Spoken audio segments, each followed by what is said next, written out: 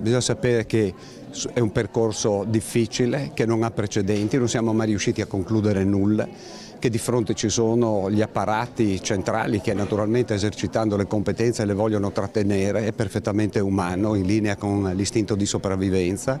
Il costituzionalista Mario Bertolissi invita alla pazienza e alla determinazione. Portare a casa l'autonomia del Veneto non può essere un percorso facile. Bertolissi non si stanca di ripeterlo, con una riforma del genere è fisiologico incontrare delle resistenze. È difficile.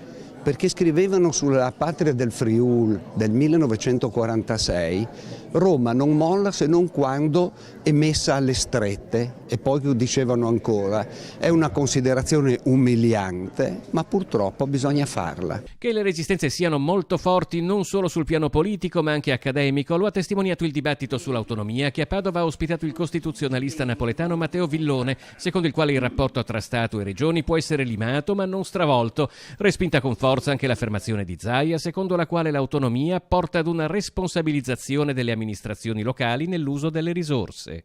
Ma io invito il Presidente Zaia a venire lui a fare il governatore, a patto che poi se non si responsabilizza abbastanza lo portiamo a Piazza Mercato e gli tagliamo la testa.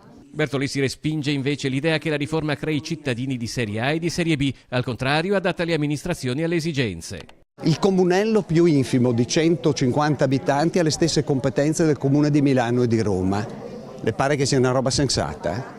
Le pare che regioni con economie diverse, strutture sociali diverse, imprenditoria diversa debbano avere le medesime competenze, eccetera? Questa è una soluzione di carattere napoleonico oppure, che so io, erede del bandito Procuste che voleva tutti della stessa misura?